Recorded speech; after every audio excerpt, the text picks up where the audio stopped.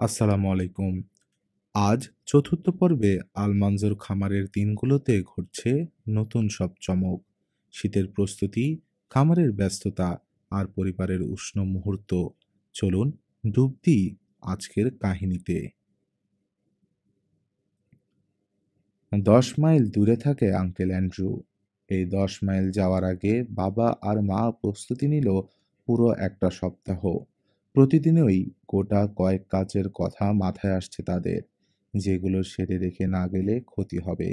এমনকি গাড়িতে চড়তে চড়তেও মার মনে আসছে নানান কথা। সন্ধ্যের সময় ডিম তুলে আনতে ভুলো না। আর সর ঘেটে মাখন তুলবার দায়িত্ব কিন্তু তোমার উপরে দিয়ে গেলাম ইলাইজা জেন। মাখনে আবার লবণ বেশি দিও না। ছোট গামলাটায় রাখবে ওগুলো ঢাকনা দিয়ে। বীজ হিসেবে যেসব শিম আর মটরশুঁটির বিচি রেখেছি ওগুলো আবার খেয়ে ফেলো না। সবাই লক্ষ্মী হয়ে থেকো কেমন। সিটে বসার পর মনে পড়লো আগুনের কথা বলা হয়নি। আর শোনো ইলাইজা জেন, আগুনের ব্যাপারে খুব সাবধান। চুলোয় আগুন থাকা অবস্থায় বাড়ি ছেড়ে কোথাও যাবে না।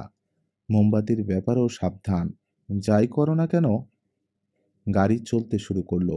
চেঁচিয়ে বলল মা, আর সব চিনি আবার খেয়ে ফেলো না। বাঁক নিয়ে অদৃশ্য হয়ে গেল গাড়ি। দুলকি চালে ছুটছে ঘোড়াগুলো। চলে গেল বাবা মা। কয়েক মুহূর্ত পর চাকার শব্দও মিলিয়ে গেল। কেউ কিছু বলল না। তবে ডাকসেটে ইলাইজা জেনকেও মনে হলো একটু যেন দমে গেছে। বাড়িটা, ঘরগুলো আর ফসলের মাঠ মনে হচ্ছে মস্ত, বিশাল আর শূন্য। পুরো একটা সপ্তাহ 10 মাইল দূরে থাকবে বাবা মা। হঠাৎ শূন্যে টুপি ছুঁড়ে দিয়ে চেঁচিয়ে উঠল আলমানজো। দুই হাতে বুক বাঁধল অ্যালিস। প্রথমে কি করব আমরা? গদগদ কণ্ঠে প্রশ্ন করল অ্যালিস। বাবা নেই, মা নেই, যা খুশি করতে পারে এখন ওরা। বাধা দেওয়ার কেউ নেই। বাসনকোসন মেজে রেখে বিছানা ঠিকঠাক করে ফেলবো এখন আমরা, বলল ইলাইজা জেন। কেউ পাত্তা দিল না ওকে। রয়্যাল বলল, চলো আইসক্রিম বানাই। আইসক্রিমের ভক্ত ইলাইজা জেনও একটু ইতস্তত করে রাজি হয়ে গেল। চলো। আইস হাউস থেকে কাঠের গুঁড়ো সরিয়ে বড়সড় একটা বরফের চাই নিয়ে এলো রয়্যাল আর আলমানজো। ওটা একটা ছালায় ভরে ছোট কোরালের ভোঁতা দিক দিয়ে পিটিয়ে গুঁড়ো করলো। একটা পেয়ালায় ডিমের সাদা অংশ ফেটাতে ফেটাতে বেরিয়ে এলো অ্যালিস। বরফের ব্যবস্থা কতদূর এগোলো দেখতে। ইলাজিজেন মাপ মতো দুধ আর দুধের সর নিল। তারপর ভাড়ার ঘরের ব্যারেল থেকে সাদা চিনি নিয়ে এলো। এই চিনি ঘরে তৈরি করা বাদামি রঙের ম্যাপল সুগার নয়, শহর থেকে কিনে আনা। অতিথি এলেই শুধু এ চিনি ব্যবহার করে মা। ব্যারেল থেকে 6 কাপ চিনি তুলে নিয়ে হাত দিয়ে সমান করে দিল সে উপরের চিনি। কারো টের পাওয়ার উপায় নেই যে এখান থেকে নেওয়া হয়েছে। বড় একটা দুধের গামলায় দুধ, চিনি, ডিম ভালোমতো নেড়েচেড়ে মিশিয়ে হলুদ কাস্টার্ড তৈরি হলো। তারপর তার চেয়েও বড় একটা বালতিতে ওটা বসিয়ে চারপাশ দিয়ে লবণ মেশানো বরফের কুচি ঠাসা হলো আচ্ছা করে। এবার একটা কম্বল দিয়ে মুড়ে ঢেকে ফেলা হলো সবকিছু। কয়েক মিনিট পর পর কম্বল সরিয়ে বড় খুন্তি নিয়ে নেড়ে দিল ওরা জমে আসা আইসক্রিম। সবটা যখন ভালোমতো জমে গেল তখন কয়েকটা প্লেট আর চামচ নিয়ে এলো অ্যালিস। আর ভাড়ার থেকে মস্ত একটা কেক আর গরু জবাই করবার ছুরি নিয়ে এসে মস্ত বড় বড় টুকরো করতে শুরু করলো আলমানজো। প্রতিটা প্লেটে উঁচু করে আইসক্রিম তুলে দিল ইলাইজা জেন। খাও এখন, যার যত খুশি, কেউ কিচ্ছু বলবে না। দুপুরের মধ্যেই পুরো কেক খেয়ে শেষ করলো ওরা। আইসক্রিমও আছে, আর অতি সামান্যই। ইলাইজা যে নিয়মের ভক্ত, সে বলল, ডিনার খাওয়ার সময় হয়েছে এখন।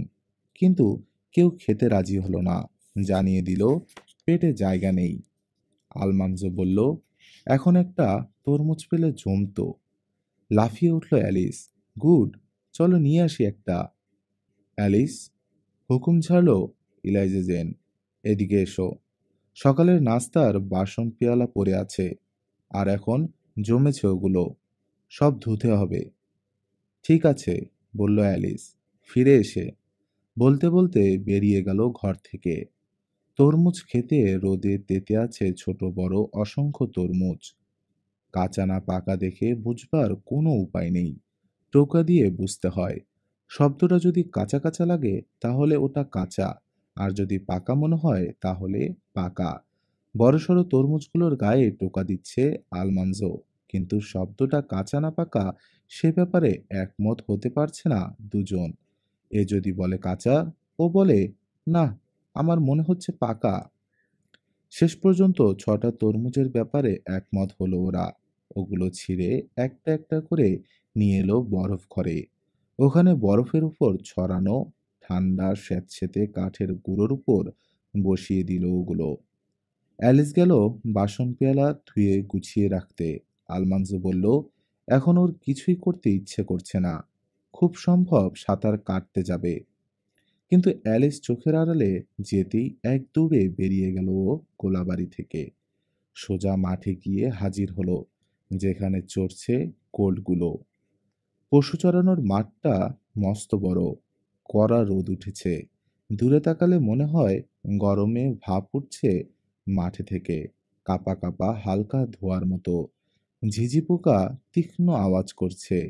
একটা গাছের ছায়ায় শুয়ে বিশ্রাম নিচ্ছে বেস আর বিউটি।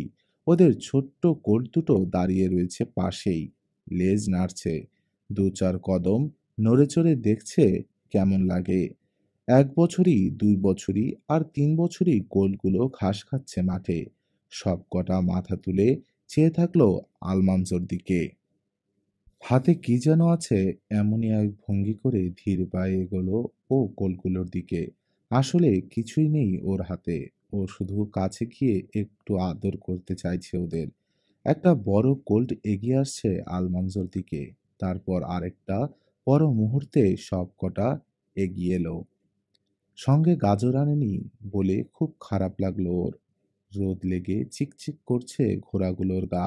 আহা, কি সুন্দর! চলবার ছন্দে নড়ছে শক্তিশালী পেশি। হঠাৎ একটা কোল্ট হুশ শব্দ করল, আরেকটা পা ঠুকলো মাটিতে। চিহি করে উঠল অপর একটা। মাথা উঁচু হয়ে গেল সব কটার। খাড়া হয়ে গেল লেজ। শুরু করলো দৌড়।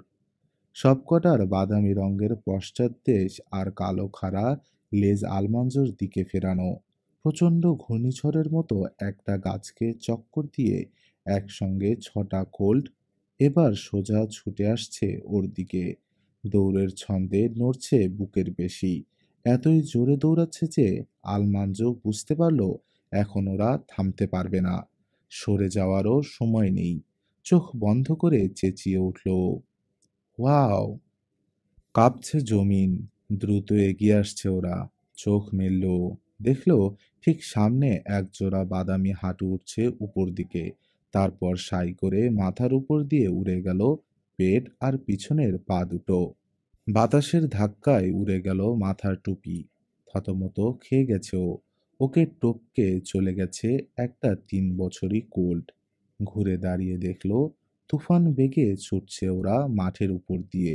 পর মুহূর্তে দেখতে পেল রয়্যাল আসছে। আবার তুমি এসেছো কোল্টের কাছে? চেঁচিয়ে উঠল রয়্যাল। রাগে লাল হয়ে গেছে চেহারা। কানে কথা যায় না? এমন মার খাবে আজ, জীবনে ভুলবে না। খপ করে আলমাঞ্জোর একটা কান ধরে হিড় হিড় করে টেনে নিয়ে চলল সে গোলাবাড়ির দিকে। ও যে আসলে কিছুই করেনি সে কথা বোঝাবার চেষ্টা করলো আলমাঞ্জো, কিন্তু রয়্যাল শুনল না কোনো কথা। আর একবার যদি ওই মাঠে ধরতে পারি। হাঁপাতে হাঁপাতে রয়্যাল বলল, তোমার চামড়া তুলে নিব আমি, বাবাকেও বলে দেব। কান ডলতে ডলতে চলে গেল বিমর্ষ আলমাঞ্জো ট্রাউট রিভারের দিকে। যতক্ষণ না কিছুটা ভালো বোধ হলো ততক্ষণ সাঁতার কাটলো। শেষ পর্যন্ত সিদ্ধান্তে পৌঁছলো বাড়িতে সবার ছোট হওয়ার মতো বাজে ব্যাপার আর হয় না। বিকেলে বাড়ির সামনের প্রাঙ্গণে বলস্যাম গাছের নিচে ঘাসের উপর বসে ঠান্ডা তরমুজ খেলো ওরা, যার যত খুশি। পিচ্ছিল বিচিগুলো 2 আঙ্গুলে টিপে টিপে পিস্তলের গুলির মতো মারতে থাকলো আলমান্জো ইলাইজা জেনের দিকে। থামলো ও। যখন খেকিয়ে উঠে ধমক মারল তখন। খাওয়া শেষ করে উঠে দাঁড়ালো আলমান্জো। যাই, লুসিকে নিয়ে আসি, খোসাগুলো খাবে। খবরদার, চেঁচিয়ে উঠল ইলাইজা জেন। ছি, কি আক্কেল! নোংরা একটা ধাড়ি শুয়োর নিয়ে আসবেন উনি বাড়ির সামনের উঠানে। কে বলেছে ও নোংরা ধাড়ি শুয়োর? ক্ষেপে উঠল আলমান্জো। আমার লুসি ছোট আর অসম্ভব পরিষ্কার। সব জানোয়ারের মধ্যে ওরাই সবচেয়ে পরিষ্কার পরিচ্ছন্ন। ওর ঘরে গিয়ে ওর বিছানাটা একবার দেখলেই বুঝতে পারবে। ওরা নিজেরাই নিজেদের বিছানা করে। গরু, ঘোড়া বা ভেড়া তা পারে না। শুয়োরেরা। হয়েছে হয়েছে, লেকচার মারতে হবে না। শুয়োর সম্পর্কে আমি তোমার চেয়ে কম জানি না, বলল ইলাইজা জেন। তাহলে আর কখনো ওকে নোংরা বলতে এসো না। তোমার সমানই পরিষ্কার ও। আচ্ছা, মা কিন্তু তোমাকে হুকুম দিয়ে গেছে আমার কথা শুনতে, জবাব দিল ইলাইজা জেন। একটা শুয়োরের পেছনে তরমুজের খোসা কিছুতেই আমি নষ্ট করব না। ওগুলো দিয়ে মোরব্বা বানাবো। আমার ধারণা ওগুলোর মধ্যে আমার খোসাও আছে। যদি আরো কিছু বলতে যাচ্ছিল ও, কিন্তু উঠে দাঁড়ালো রয়্যাল। চলে এসো মানজো, কাজগুলো সেরে ফেলি। দৈনন্দিন কাজ শেষ হলে লুসিকে নিয়ে এলো আলমানজো বাড়িতে। শুয়োরটা বাড়ির চারপাশে ঘুরে ঘুরে খোদ খোদ করে চেঁচামেচি এতই করলো যে 2 কানে হাত চাপা দিতে হলো ইলাইজা জেনকে। রাতের খাবার শেষ হলে একটা প্লেটে করে এটো খাবার নিয়ে গিয়ে খাওয়ালো আলমানজো লুসিকে। কান খাড়া করে শুনল রান্নাঘরে তর্ক হচ্ছে রয়্যাল আর ইলাইজা জেনের। রয়্যাল চিনির মিঠাই খেতে চায়, কিন্তু ইলাইজা জেনের ধারণা কেবল শীতের সন্ধ্যাতেই খায় ওগুলো। রয়্যাল বোঝানোর চেষ্টা করছে গ্রীষ্মের সন্ধ্যাতেও একই সমান মজা লাগবে। কথাটা খুবই যুক্তিযুক্ত মনে হলো আলমানসোর। সেও গিয়ে রয়্যালের পক্ষ নিল। অ্যালিস বলল, ও জানে কি করে চিনির মিঠাই তৈরি করে। ইলাইজা জেন যখন করবে না, তখন ওর উপরেই দায়িত্ব পড়ল। চিনি আর চিটাগুড় পানিতে গুলে চুলোয় জাল দিল অ্যালিস যতক্ষণ আঠা আঠা একটা ভাব না আসে। তারপর কয়েকটা প্লেটে মাখন মাখিয়ে ঢাললো জিনিসটা সমান ভাগে। ঠান্ডা হওয়ার জন্য রেখে এলো প্লেটগুলো বারান্দায়। যত ঠান্ডা হয়ে আসবে ততই জমে শক্ত হয়ে আসবে মিঠাই। সবাই এবার আস্তিন গুটিয়ে হাতে মাখন মেখে নিল আঠার ভয়ে। দেখা গেল ইলাইজা যেন মাখন মাখছে হাতে। বাইরে দাঁড়িয়ে আলমানজোর জন্য চেঁচাচ্ছে লুসি অনেকক্ষণ ধরে। আলমানজো বেরোলো চিনির মিঠাই ঠান্ডা হয়েছে কিনা দেখতে। হাত দিয়ে দেখলো হয়েছে। ভাবলো লুসিরও কিছুটা পাওয়া উচিত।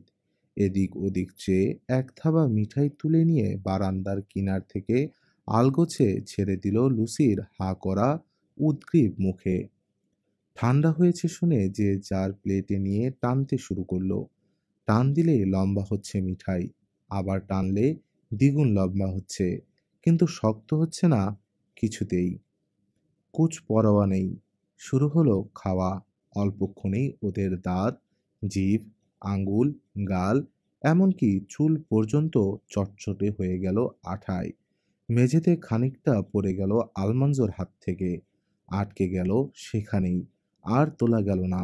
কটকটে শক্ত হওয়ার কথা চিনির মিঠাই, কিন্তু যে গার তেমনই নরম। আঠা হয়ে থাকলো ওটা। শেষকালে হাল ছেড়ে দিয়ে শুতে গেল ওরা। পরদিন সকালে গোলবাড়ির কাজে রওনা হয়ে আলমান্জো দেখল লুসি দাঁড়িয়ে আছে উঠানে। মাথাটা ঝুলে পড়তে চাইছে নিচের দিকে। ওকে দেখলেই যে ছোট্ট লেজটা প্রবল বেগে নাড়ে, সেটা ঝুলে আছে নিচের দিকে। ওকে দেখেও টুর শব্দ করলো না, মাথাটা নাড়ল বিমর্ষ ভঙ্গিতে। ভোঁতা নাকটা কুঁচকালো। ঝকঝকে সাদা দাঁতের জায়গায় মসৃণ বাদামি কি যেন দেখা যাচ্ছে ওর মুখে। মুহূর্তে বুঝে ফেলল আলমানজো ব্যাপারটা।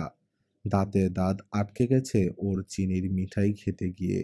এখন না পারছে হা করতে, না কিছু খেতে, না কোনো আওয়াজ করতে। আলমানজোকে এগোতে দেখেই দৌড় দিল লুসি উল্টো দিকে। চিৎকার করে রয়্যালকে ডাকলো আলমানজো। দুজন মিলে ছুটল ওর পিছনে। দৌড়, দৌড়, দৌড়! দুজনকে একেবারে নাস্তানাবুদ করে ছাড়ল লুসি। এদিক যায়, ওদিক যায়, স্নোবল ঝোপের নিচে দিয়ে, লাইলেককে পাক খেয়ে বাগানটাকে লণ্ডভণ্ড করে দিয়ে বাউলি কেটে ডানে যায়, বায়ে যায়, মুখে টুর শব্দটি নেই। চিনির মিঠাই আটকে দিয়েছে দুপাটি দাঁত।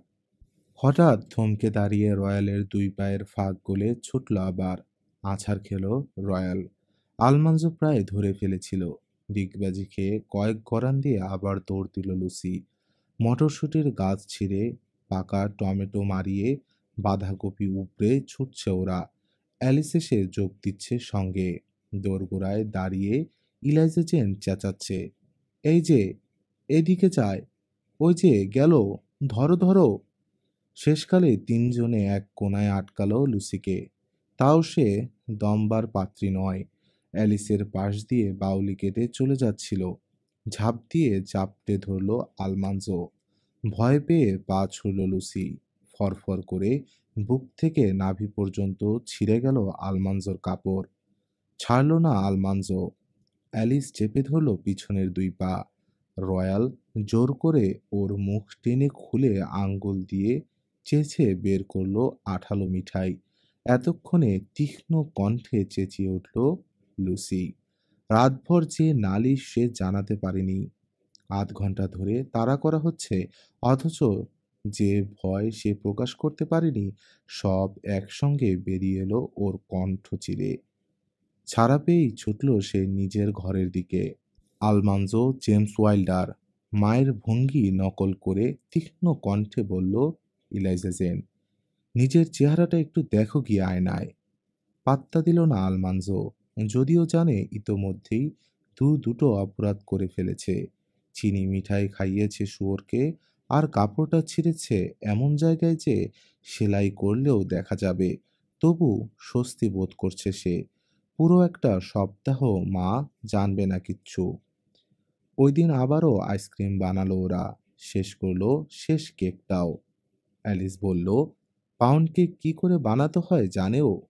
একটা বানিয়ে রেখে বৈঠকখানায় আরাম করতে যাবে। না, যাবে না, বাধা দিল ইলাইজা জেন।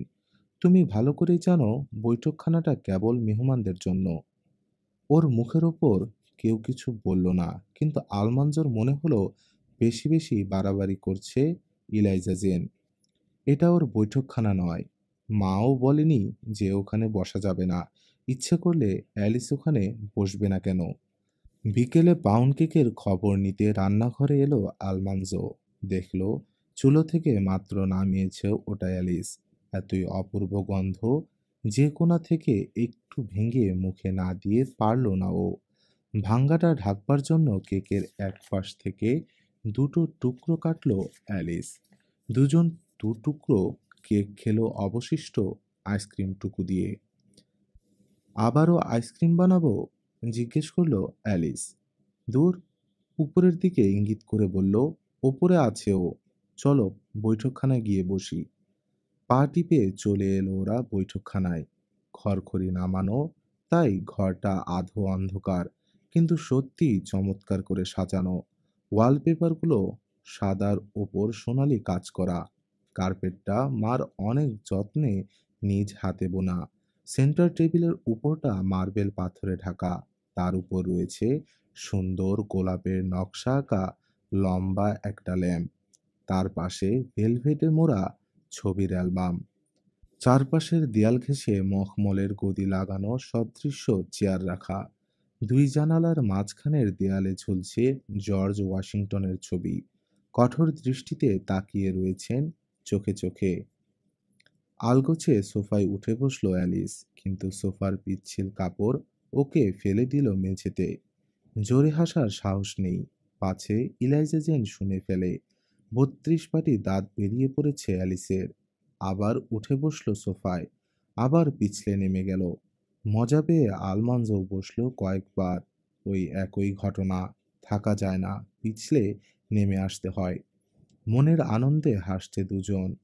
খুশি যখন গলার আওয়াজ হয়ে বেরিয়ে আসবার উপক্রম হলো, তখন আর সোফায় উঠতে সাহস হলো না। সত্যি সুন্দর করে সাজিয়েছে মা ঘরটা। ঘুরে ঘুরে শোকেসে সাজানো ঝিনুক, প্রবাল, চীনামাটির পুতুল সব দেখলো ওরা অনেকক্ষণ ধরে। কিন্তু যেই ইলাইজা জেনের পায়ের আওয়াজ পাওয়া গেল সিঁড়িতে, পা টিপে বেরিয়ে দরজা ফিরিয়ে দিল ওরা বৈঠকখানার। এত আনন্দ, এত স্বাধীনতা মনে হচ্ছিল এভাবেই বুঝি চলতে থাকবে। সপ্তাহ আর ফুরাবে না। কিন্তু এক সকালে বলল ইলাইজা জেন, কাল ফিরবে বাবা মা। খাওয়া বন্ধ হয়ে গেল সবার। বাগানের আগাছা পরিষ্কার করা হয়নি। মটরশুঁটি আর সিম তোলা হয়নি। মুরগির ঘরটা চুনকাম করবার কথা ছিল, হয়নি সেটা। দেখার মতো হয়েছে বাড়িটা, বলল ইলাইজা জেন চারপাশে চেয়ে। মাখন তুলতে হবে আজ যতটা পারা যায়।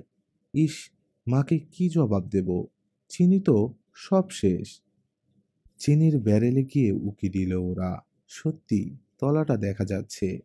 সান্ত্বনা দিল অ্যালিস। ভাগ্য ভালো, তলায় সামান্য হলেও আছে একটু চিনি। মা বলে গেছে, সব চিনি খেয়ে ফেলো না। কই, আমরা কি সব খেয়েছি? হুঁশ ফিরে এসেছে সবার। যে যতটা পারে সাধ্যমতো কাজ এগিয়ে রাখবার চেষ্টায় মন দিল। রয়্যাল আর আলমন্জো নিড়ানি নিয়ে ঝাঁপিয়ে পড়ল বাগানে। মুরগির ঘর চুনকাম করে ফেলল। গোয়ালঘর আর দক্ষিণ গোলাঘরের মেঝে পরিষ্কার করে ফেলল। ঘরের মেঝে পরিষ্কার করছে দুই বোন। আলমন্জোকে দিয়ে দুধের সর ঘাটালো ইলাইজা জেন। মাখন তুলল ব্যস্ত হাতে। লবণ মিশিয়ে তুলে রাখলো গামলায়। ঘর দোর ঠিক করতেই মেয়েরা সারাদিন এত ব্যস্ত থাকলো যে ডিনার সারতে হলো সবাইকে শুধু রুটি, মাখন আর জ্যাম দিয়ে। পেটের এক কোণাও ভরল না আলমানজোর। এবার আলমানজো, তুমি স্টোভটা পলিশ করে ফেলো, হুকুম দিল ইলাইজা জেন। স্টোভ পালিশের কাজটা খুব খারাপ লাগে আলমানজোর। তবে কথা না শুনলে যদি আবার শুয়োরকে চিনি মিঠাই খাওয়ানোর ব্যাপারটা মাকে বলে দেয়, সেই ভয়ে কালি আর ব্রাশ নিয়ে কাজে লেগে গেল ও। কিন্তু অযথা তাড়া দিচ্ছে ইলাইজা জেন। ঘ্যান ঘ্যান করছে। তাই মেজাজ ঠিক রাখা ভীষণ কঠিন হয়ে উঠল ওর পক্ষে। সাবধান, মেঝেতে আবার রং ফেলো না। ঝাড়ু দিতে দিতে আবার বলল ইলাইজা জেন। একটু কথাও বলল না আলমানজো। অত পানি দিও না আলমানজো। ইস, আরেকটু জোরে ডলতে পারো না? কোনো জবাব দিল না আলমানজো। বৈঠকখানায় ঢুকলো ইলাইজা জেন ঝাড়পোছ করতে। ওখান থেকে চেঁচিয়ে বলল, আলমানজো, হয়েছে তোমার স্টোভ পালিশ? না। এহে, হাত চালাও, হাত চালাও। ওহ, চাকর খাটাচ্ছেন, বিড়বিড় করে বলল আলমানজো। বিবি সাহেব। কি বললে? গলা চড়িয়ে জানতে চাইল ইলাইজা জেন। কিছু না। দরজায় এসে দাঁড়ালো ইলাইজা জেন। কিছু না মানে? কি যেন বললে এক্ষুনি বিড়বিড় করে। সোজা হয়ে বসলো আলমানজো। চেঁচিয়ে উঠল কর্কশ কণ্ঠে, বলেছি তুমি বিবি সাহেব। চাকর পেয়েছ আমাকে? হা হয়ে গেল ইলাইজা জেন। তারপর চেঁচিয়ে উঠল, দাঁড়াও তুমি, আলমানজো জেমস ওয়াইল্ডার। আসুক মা, মাকে আমি বলবো। কালিমাখা ব্রাশটা আসলে ঠিক ছুটতে চায়নি আলমানজো, কিন্তু কেমন করে জানি ওটা ছুটে গেল হাত থেকে।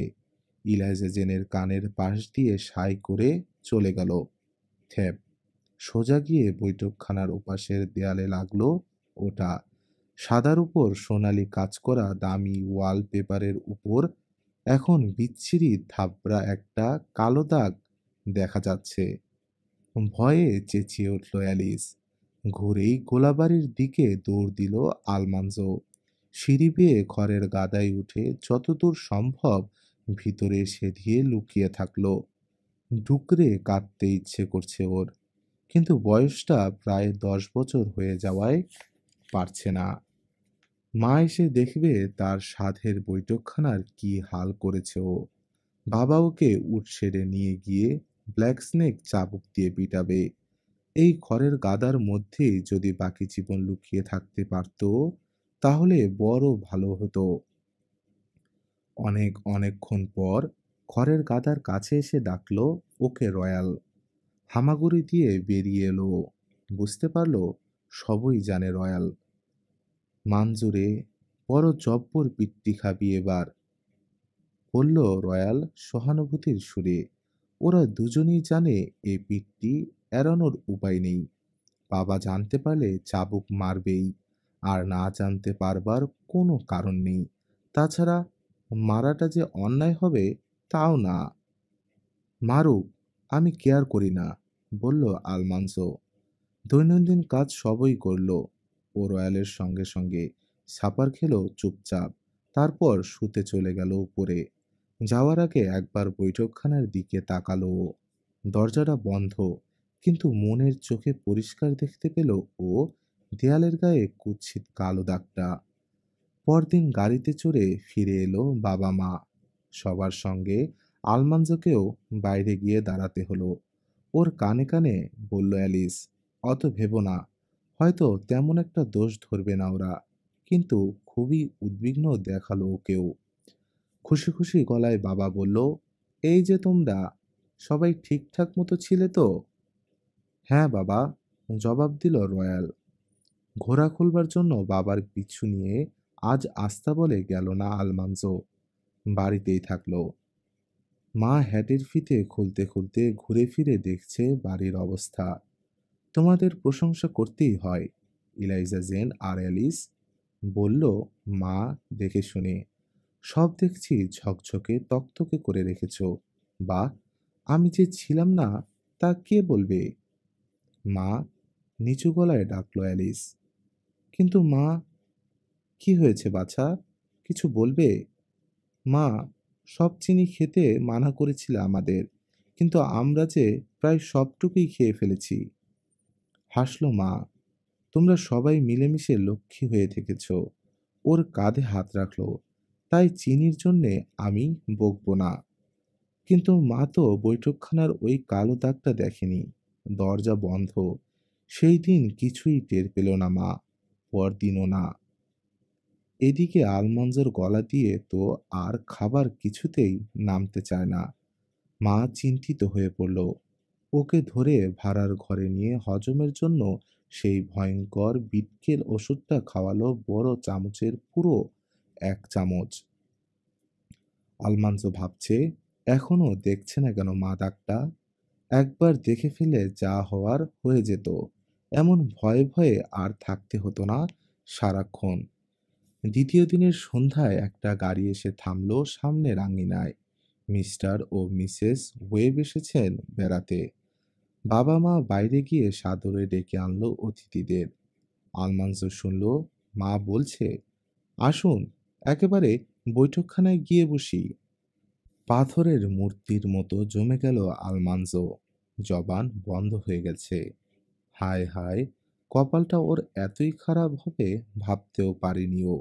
সাজানো গোছানো বৈঠকখানাটা মায়ের গর্বের জিনিস। বেচারি জানেও না কি সর্বনাশটা করে রেখেছে ও এই ঘরে। মেহমানদের নিয়ে ঢুকছে মা বৈঠকখানায়। এখনই চোখে পড়বে কালো বিশ্রী দাগটা। তারপর আর ভাবতে পারল না ও। সবাইকে নিয়ে ভিতরে ঢুকে গেল মা। ওদের পিছনটা শুধু দেখতে পেল আলমান্জো, আর শুনতে পেল জানালার শেডগুলো উঠে যাচ্ছে উপরে। ঘরটা এখন পুরোপুরি আলোকিত। ওর মনে হলো অনেকক্ষণ কেউ কোনো কথা বলছে না। আপনি এই বড় চেয়ারটা নিন মিস্টার ওয়েব, মায়ের গলা শোনা গেল। আরাম করে বসুন। আর মিসেস ওয়েব, আসুন আপনি, আর আমি ওই সোফায় বসি। মা কি দেখেনি? বাহ, কি সুন্দর বৈঠকখানা আপনার! মিসেস ওয়েবের কণ্ঠে অকৃত্রিম প্রশংসা। আর এক পা এগোতেই দেয়ালের সেই জায়গাটা দেখতে পেল আলমান্জো। আরে, নিজের চোখকেও বিশ্বাস করতে পারল না ও। যেখানটায় ব্রাশের থাবড়া কালো দাগ থাকবার কথা, সেখানে পরিষ্কার পরিচ্ছন্ন ওয়ালপেপার, সাদার উপর চমৎকার সোনালি কাজ করা। কোথাও কোনো দাগ নেই। ওর সন্দেহ হলো, ও কি ভুল জায়গায় খুঁজছে? হয়তো অন্য জায়গায় লেগেছিল ব্রাশটা। ভালো করে দেখবার জন্য আরেকটু সামনে বাড়তেই দেখে ফেলল মা ওকে। এই যে আলমানজো, এসো, ভেতরে এসো, ডাকলো মা। ভেতরে গিয়ে একটা মখমলের চেয়ারে বসলো আলমানজো। মেঝেতে পা ঠেকিয়ে রাখলো যেন পিছলে পড়ে না যায়। আঙ্কেল অ্যান্ড্রুর ওখানে বেড়াতে যাওয়ার গল্প শোনাচ্ছে মা বাবা। এদিক ওদিক চোখ বুলিয়ে কোথাও কোনো দাগ দেখতে পেল না ও। বাচ্চাদের রেখে এতদূর গিয়ে ওদের জন্য দুশ্চিন্তা হয়নি আপনার? জিজ্ঞেস করলেন মিসেস ওয়েব। না, গর্বের সঙ্গে বলল মা। আমি জানতাম ওরা সব ঠিকমতো চালিয়ে নিতে পারবে। ফিরে এসে দেখি যেমন রেখে গেছি তেমনই আছে ঘরদোর। সব কাজ হয়েছে ঠিকঠাক মতো। পরদিন চুরি করে বৈঠকখানায় ঢুকলো আলমানজো। ঠিক যেখানে গিয়ে লেগেছিল ব্রাশটা ভালো করে লক্ষ্য করে দেখলো সেখানে সূক্ষ্ম একটা কাটা দাগ দেখা যায়। জায়গাটা কেটে বের করে সেখানে আরেকটা ওয়ালপেপার সাঁটা হয়েছে অতি যত্নে। নকশার সঙ্গে এমন সুন্দরভাবে মিলে গেছে যে জেনে শুনে না খুঁজলে কারো চোখে পড়বার জো নেই। তককে তককে থাকলো আলমানজো। ইলাইজা জেনকে একা পেয়ে জিজ্ঞেস করলো, তুমি বৈঠকখানার ওই ওয়ালপেপারটা মেরামত করেছো? হ্যাঁ, হাসলো ইলাইজা জেন। চিলেকোঠায় খুঁজতেই বেঁচে যাওয়া এক টুকরো ওয়ালপেপার পেয়ে গেলাম। ওটাকে কেটে কুটে সাইজ করে ময়দার আঠা দিয়ে সেঁটে দিলাম। আমাকে মার থেকে বাঁচাবার জন্যে? তবে আর কেন? ভাবাবেগ ফুটে উঠল আলমানজোর চেহারায়। বলল, তোমার দিকে ব্রাশটা ছোড়ার জন্য আমি দুঃখিত। সত্যি, কি করে যে ছুটে গেল ওটা। আমি সত্যিই দুঃখিত ইলাইজা জেন। ঠিক আছে ঠিক আছে, বলল ইলাইজা জেন।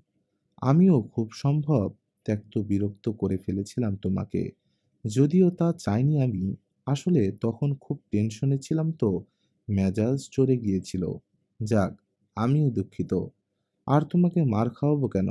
তুমি তো আমার একমাত্র ছোট্ট দুষ্ট ভাই। কৃতজ্ঞতায় চোখ দিয়ে পানি বেরিয়ে এলো আলমানজোর। চট করে মুখ ফিরিয়ে নিয়ে হাঁটা দিল অন্যদিকে। মা কোনোদিন জানতেই পারেনি বিশ্রী ওই কালো দাগের কথা। কাস্তেগুলো শান দিয়ে রেখে ফ্রেঞ্চ জো আর লেজি জনকে খবর দিল আলমানজো। আগামীকাল সকাল থেকে শুরু হবে খড় কাটার কাজ। বড় তিনজন পাশাপাশি দাঁড়িয়ে ঘ্যাচ ঘ্যাচ ঘোড়া কাটছে কোমর সমান ঘাসের। আর ওরা এগিয়ে যেতেই পিয়েখ, লুই আর আলমানজো পিচফর্ক দিয়ে ছড়িয়ে দিচ্ছে ওগুলো সমান করে, যাতে রোদ লেগে শুকিয়ে যায় তাড়াতাড়ি। এ সময়টা রোদও খুব কড়া। সূর্য একটু চড়তেই হ্যাটের ভিতর সবুজ ঘাস পড়ে মাথায় পড়ল সবাই। কিছুক্ষণের জন্য শান্তি। আর খানিক বাদে বাড়ি গিয়ে ঠান্ডা শরবত নিয়ে এলো আলমানজো। এক বালতি দুধ, দুধের সর, ডিম, গরম মশলা আর চিনি মিশিয়ে তৈরি। সবাই দাঁড়ালো ওকের ছায়ায়, তৃপ্তির সঙ্গে পান করলো শরবত। তারপর আবার কাজ। ৩ সপ্তাহ ধরে চলল খড় সংগ্রহের কাজ। সব খড় শুকিয়ে নিয়ে গোলাবাড়িতে ঠেসে ঠুসে রাখতে রাখতে এসে গেল ফসল কাটার সময়।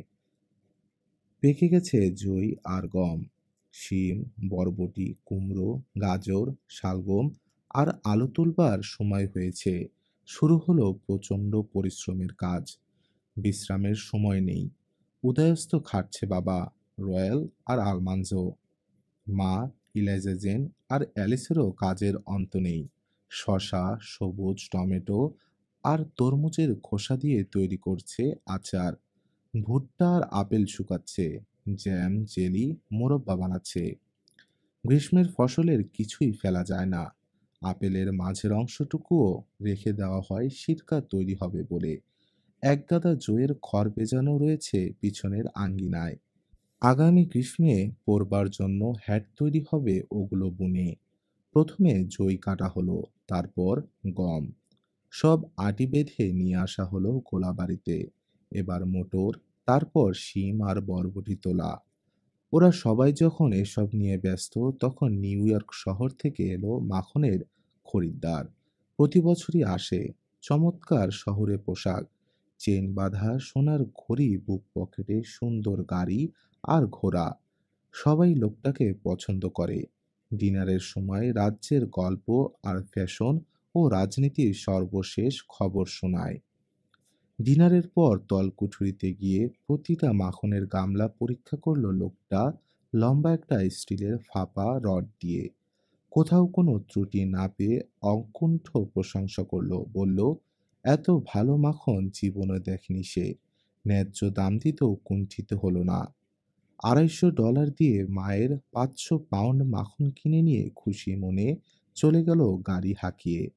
মাও গাড়িতে ঘোড়া জুতে নিয়ে ছুটল শহরের ব্যাংকের দিকে, কারণ অত টাকা কিছুতেই বাড়িতে রাখা যাবে না বলে প্রতিজ্ঞা করেছে আগেই। মাকে নিয়ে খুব গর্ব হলো আলমানজোর। নিউ ইয়র্কের কত অজানা অচেনা মানুষ মার তৈরি মাখন খেয়ে উচ্ছ্বসিত প্রশংসা করবে, কিন্তু কেউ জানবে না কে বানালো এত চমৎকার মাখন। মধ্য গ্রীষ্ম ঢলে পড়তেই ঠান্ডার ভাব টের পাওয়া গেল বাতাসে। ভুট্টা কেটে খেতেই আটি বাঁধা অবস্থায় দাঁড় করিয়ে রাখা হয়েছে। কুমড়ো গাছের পাতাগুলো শুকিয়ে ঝরে গেছে, তার উপর বসে রয়েছে গাট্টা গোট্টা কুমড়াগুলো, এখন শুধু কেটে নিয়ে গোলাবাড়িতে তোলা। আলমানজোর দুধ খাওয়া কুমড়োটা এতদিনে বিশাল আকার ধারণ করেছে। সাবধানে লতা থেকে কেটে ওটাকে আলাদা করলো আলমানজো, কিন্তু তুলতে পারল না, এমনকি নড়াতেও পারল না। শেষে বাবা ওটাকে ওয়াগনে তুলে নিয়ে এলো গোলাবাড়িতে। একগাদা খড়ের উপর সাবধানে নামিয়ে রাখলো। কাউন্টির মেলায় নিয়ে যাওয়া হবে ওটাকে।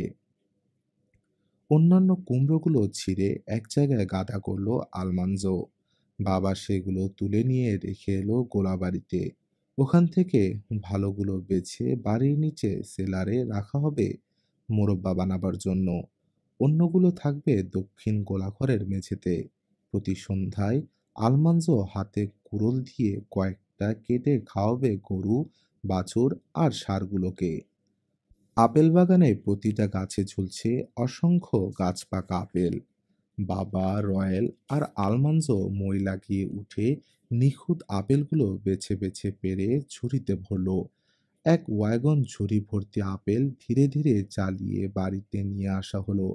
তলকুঠুরির আপেল রাখবার বাক্সে একটা একটা করে সাজিয়ে রাখা হলো। চোট খাওয়া আপেল ওখানে রাখা যাবে না। একটা আপেল পচলে গোটা বাক্সের সব আপেল নষ্ট হয়ে যাবে।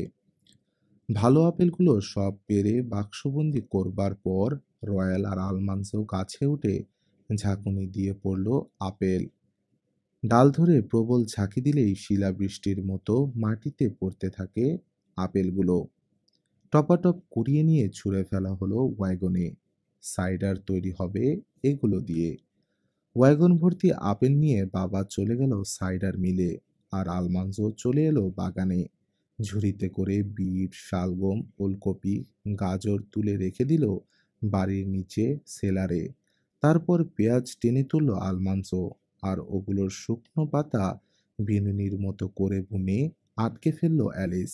মা সেগুলো ঝুলিয়ে রাখলো চিলেকোঠায়। মরিচের গোটা গাছ উপড়ে তুলল আলমানজো, আর অ্যালিস সুই সুতো নিয়ে লালগুলো গেঁথে বড় বড় মালা বানালো। তারপর ঝুলিয়ে দিল পেঁয়াজের পাশে।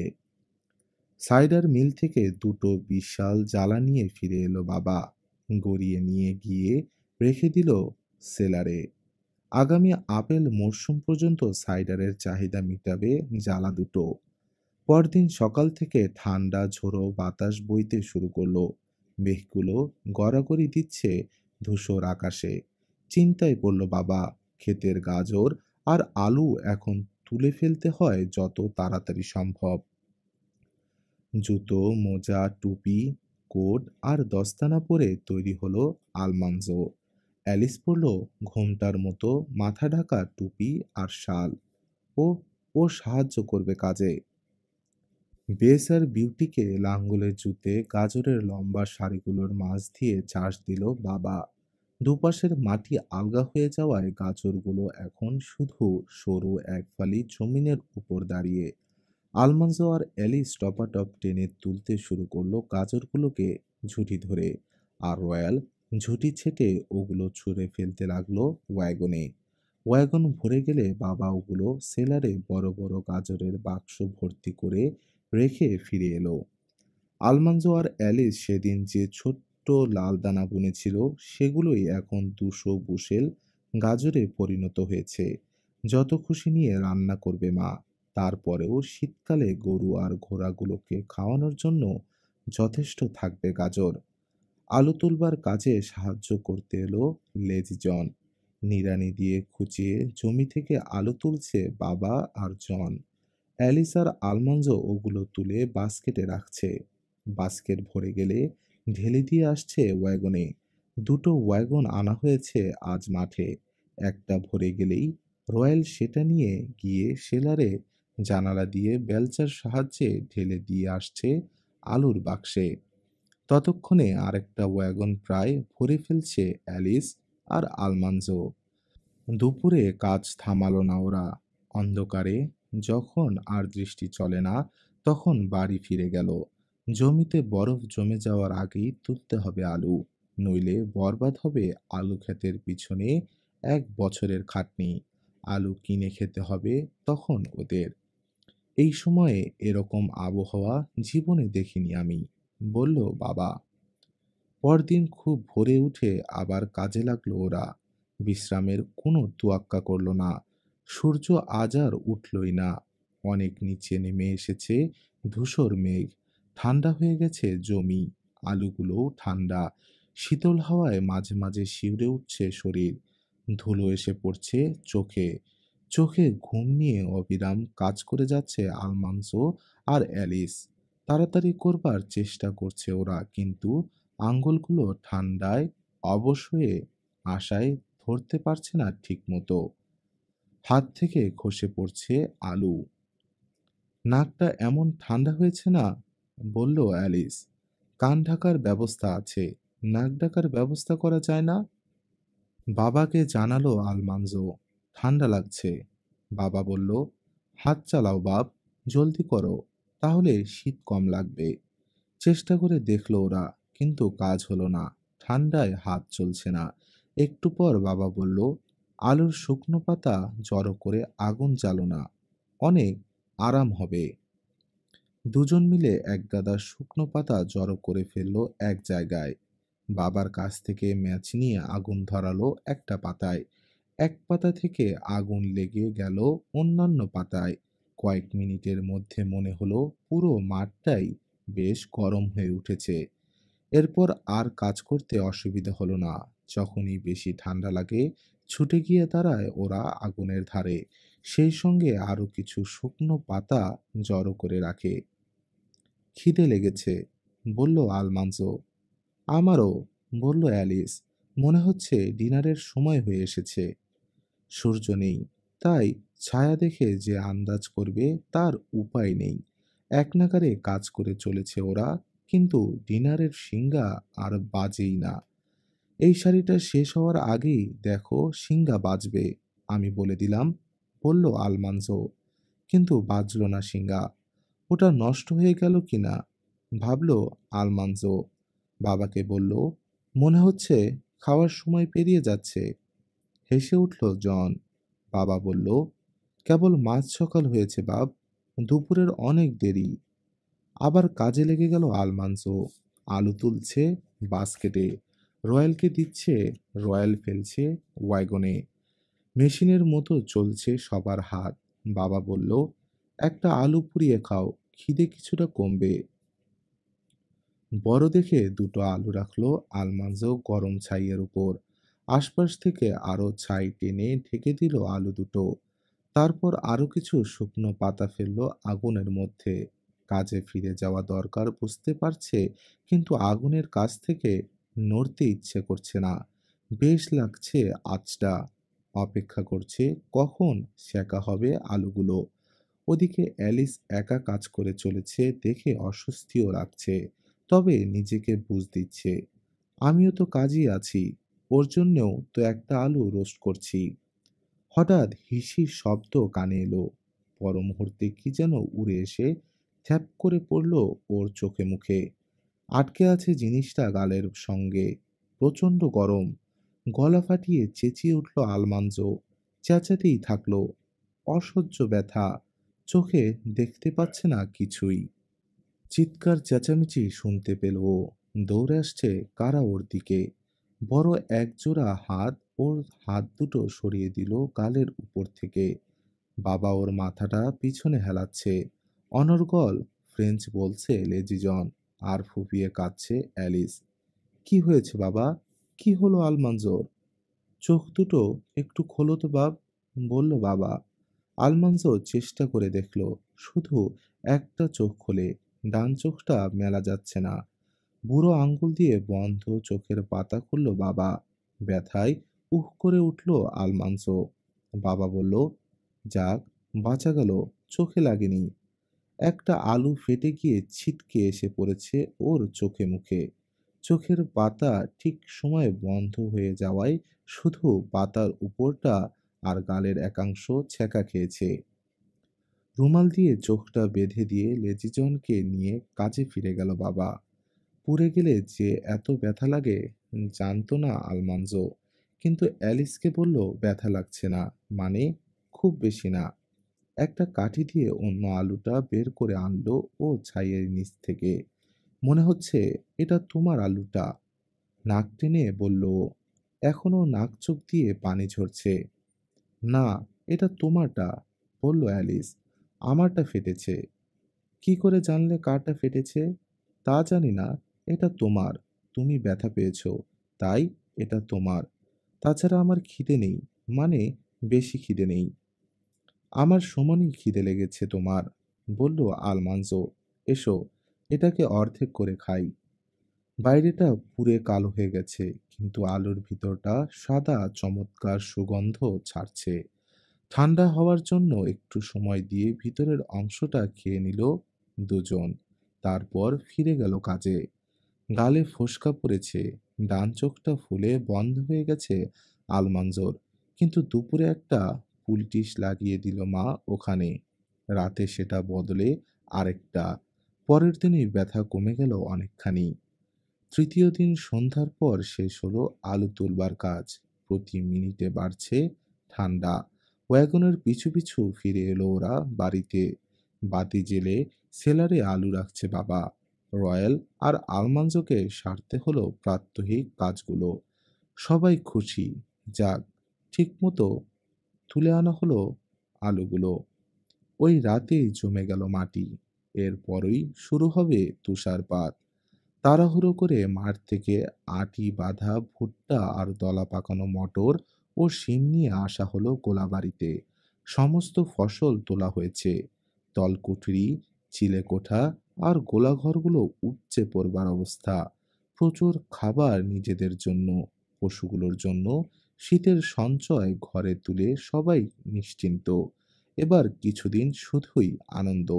প্রস্তুত হচ্ছে সবাই কাউন্টি মেলার জন্য।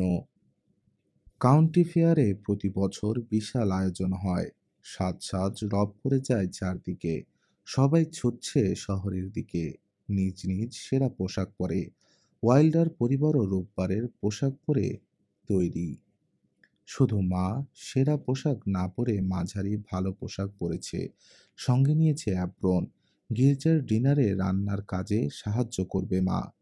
বাঘের সিটের নিচে জেলি, আচার আর মোরব্বার পাত্র রাখা হয়েছে।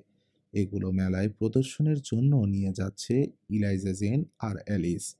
অ্যালিস ওর এমব্রয়ডারির কাজটাও নিয়েছে প্রতিযোগিতায় অংশ নেবে বলে। আলমানসোর বিশাল কুমড়ো চলে গেছে গতকালই ওয়াগনে চড়ে। অত বড় কুমড়ো বাগিতে করে নেওয়া সম্ভব ছিল না। যত্নের সঙ্গে ধুয়ে মুছে পালিশ করেছে ওটা আলমানজো। ওয়াগনে নরম খড় বিছিয়ে তার উপর আলগোছে বসিয়ে দিয়েছে বাবা ওটা তুলে। তারপর দুজনে পৌঁছে দিয়েছে মেলা প্রাঙ্গণে মিস্টার প্যাডকের কাছে। তিনি এ ধরনের জিনিসের দায়িত্বে আছেন। রাস্তাঘাটে প্রচুর লোক, সবাই চলেছে মেলনের পথে। শহরে পৌঁছে দেখা গেল লোকে লোকারণ্য। স্বাধীনতা দিবসের চেয়ে অনেক বেশি মানুষ হয়েছে মেলায়। মাছির মতো ভন ভন করছে সবখানে। পত পত করে উড়ছে পতাকা। ব্যান্ড বাজছে মন মাতানো সুর ও ছন্দে। মা, রয়্যাল আর দুই মেয়েকে নিয়ে নেমে গেল মেলা প্রাঙ্গণে। কিন্তু আলমান্জো বাবার সঙ্গে চলে গেল গির্জার শেডে। ঘোড়া খুলতে সাহায্য করলো। শেডগুলো ভর্তি হয়ে গেছে। রাস্তার দুপাশ দিয়ে মানুষের স্রোত বইছে যেন। ধুলো উড়িয়ে যাচ্ছে।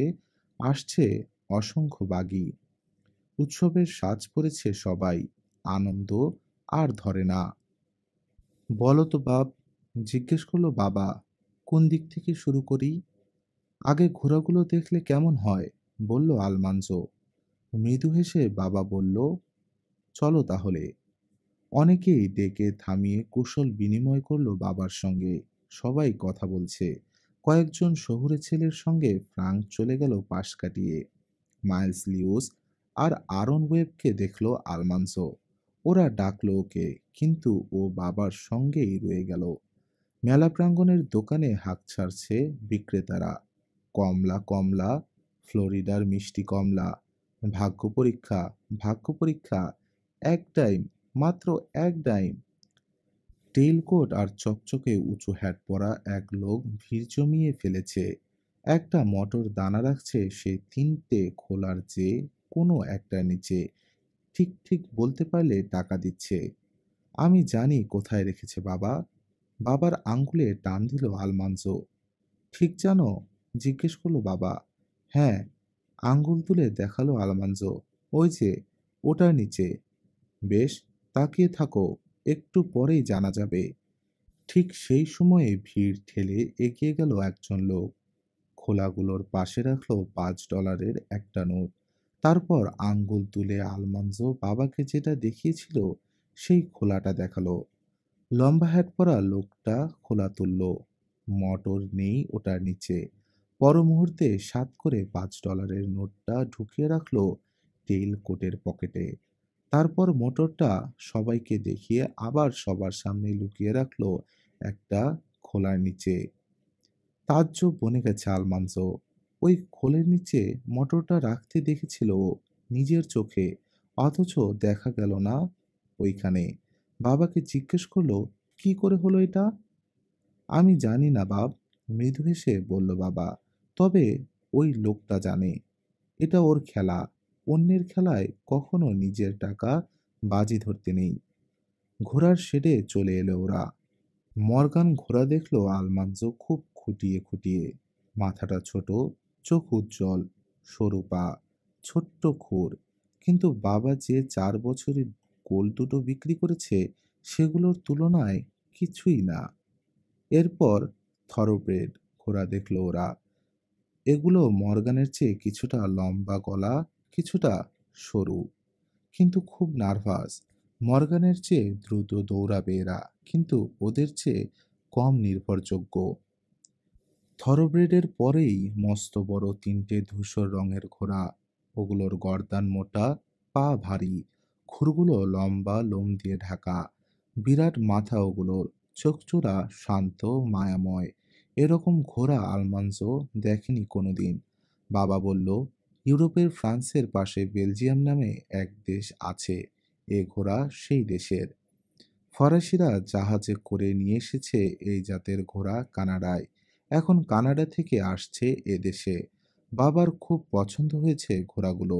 আলমানজোকে বলল, দেখো, ওদের পেশিগুলো দেখো, মনে হচ্ছে কোনো গোলাঘরে জুতে দিলে টেনে নিয়ে যাবে।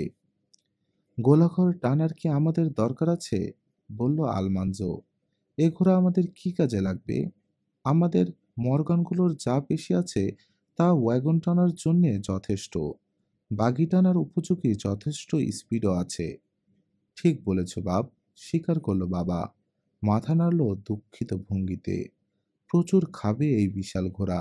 দানা পানির অপচয় হবে, অথচ আমাদের কোনো কাজে লাগবে না। ঠিকই বলেছ। বাবা ওর মতামতের দাম দিচ্ছে দেখে খুব ভালো লাগলো আলমানজোর। ওখান থেকে খচ্চরের ঘরে এসে অবাক হয়ে গেল আলমানজো। এ কি জানোয়ার, মনে হচ্ছে ঘোড়ার ক্যারিকেচার।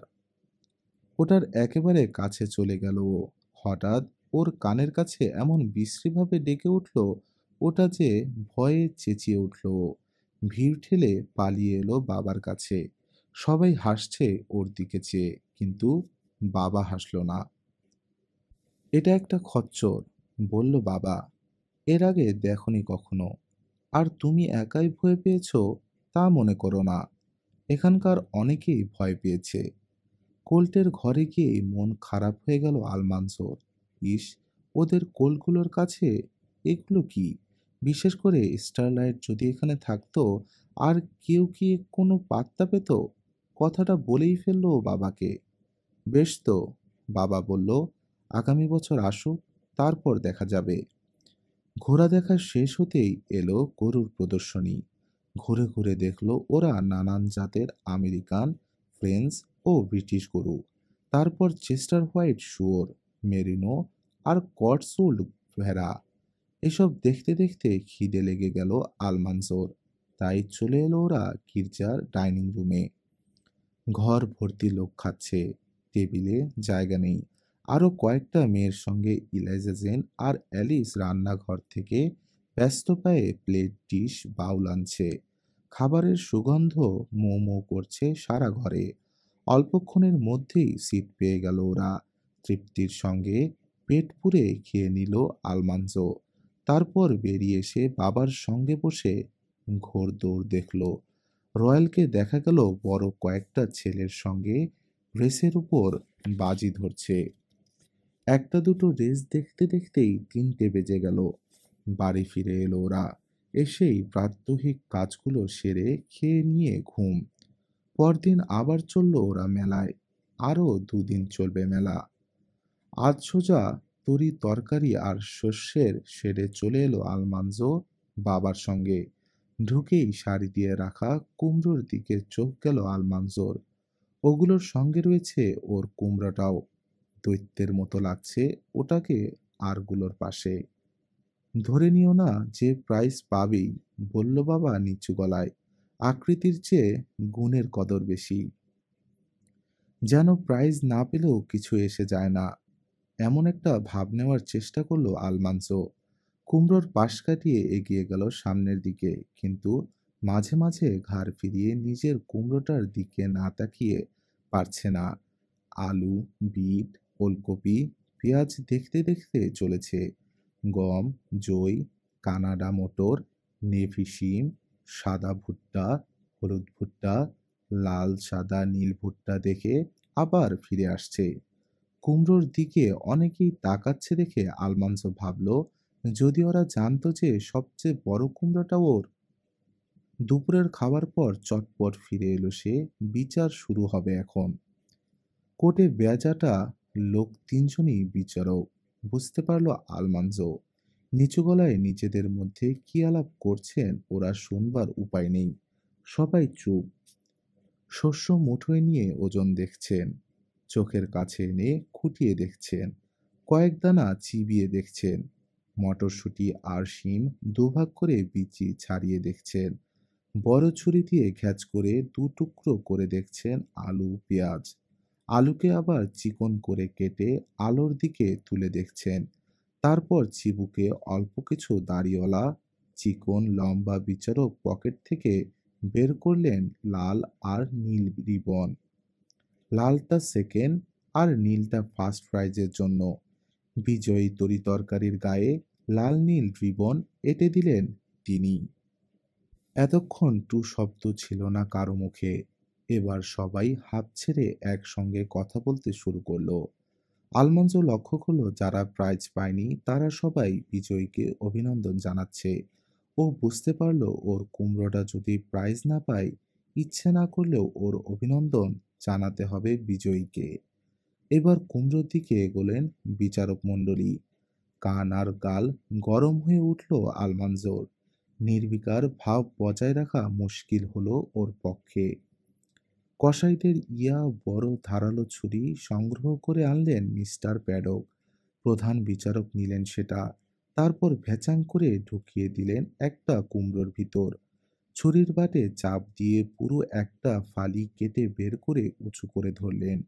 অন্য বিচারকেরা পরীক্ষা করলেন কুমড়োর হলুদ অংশ, খোসার পুরুত্ব, ভিতরের ফাঁপা জায়গা আর বিচির পরিমাণ। ছোট কয়েকটা ফালি কেটে চিবিয়ে স্বাদ নিলেন। তারপর আরেকটা কুমড়োয় ছুরি চালানো হলো। ভিড়ের চাপে বাবার কাছ থেকে দূরে সরে গেছে আলমানজো। হা করে শ্বাস নিতে বাধ্য হচ্ছে ও। একের পর এক কুমড়ো কাটতে কাটতে অবশেষে আলমানজোর বিশাল কুমড়োর কাছে পৌঁছলেন প্রধান বিচারক। মাথাটা একটু যেন ঘুরছে আলমানজোর। দেখা গেল মস্ত কুমড়োর মাঝখানের গর্ত বিরাট, অসংখ্য বিচিতে ভরা। এর মাংসটা অন্যগুলোর তুলনায় কিছুটা ফ্যাকাশে। এটা ভালো কি মন্দ জানে না আলমানজো। বিচারকেরা সবাই চিবিয়ে স্বাদ নিলেন কুমড়োটার, কিন্তু তাদের মুখ দেখে বোঝা গেল না স্বাদটা কেমন। এরপর অনেকক্ষণ গোপন সলা পরামর্শ করলেন বিচারকরা। কিছুই শুনতে পেল না ও। সরু লম্বা প্রধান বিচারক মাথা নাড়লেন, থুতনির দাড়ি টানলেন। সবার চেয়ে হলুদ কুমড়োটা থেকে আর এক ফালি কাটলেন তিনি। আলমাঞ্জরটা থেকেও কাটলেন এক ফালি। মুখে দিয়ে চিবালেন এক এক করে। ফালি দুটো বাড়িয়ে দিলেন অন্যদের দিকে। অন্যরাও স্বাদ নিলেন। মোটা বিচারক কিছু বলতেই অন্য দুজন হাসলেন। মিস্টার প্যাডক ঝুঁকে এলেন টেবিলের উপর থেকে। এই যে মিস্টার ওয়াইল্ডার, বাপ বেটা দুজনেই উপস্থিত দেখছি। মেলা কেমন লাগছে আলমানজো? কোনো মতে জবাব দিল আলমানজো। ভালো স্যার। লম্বা বিচারক একটা লাল আর একটা নীল রিবন বের করে ফেলেছেন পকেট থেকে। সবাই চুপ। তিনটে মাথা এক হলো। ফিসফিস করে কথা হলো নিজেদের মধ্যে। তারপর ঘুরে দাঁড়ালেন প্রধান বিচারক। একটা পিন নিয়ে নীল রিবনে গাঁথলেন তিনি। আলমাঞ্জোর কুমড়ো থেকে বেশ কিছুটা দূরে অন্য একটা কুমড়োর উপর দুলছে ওটা। ঝুঁকলেন বিচারক। তারপর হাত লম্বা করলেন ধীরে ধীরে। তারপর ঘ্যাঁচ করে পিনটা ঢুকিয়ে দিলেন আলমানজোর কুমড়োর গায়ে। বাবার হাত এসে পড়ল আলমানজোর কাঁধে। শ্বাস আবার চালু হতে আলমানজো বুঝল এতক্ষণ দম বন্ধ করে রেখেছিল ও।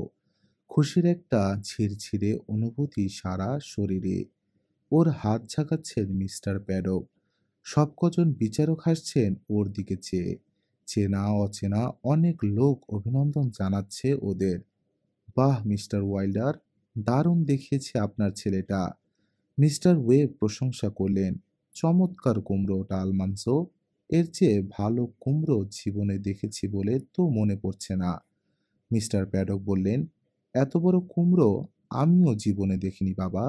কি করে এত বড় করলে এটাকে আলমানজো? আলমানজো বুঝতে পারল না কি জবাব দেবে।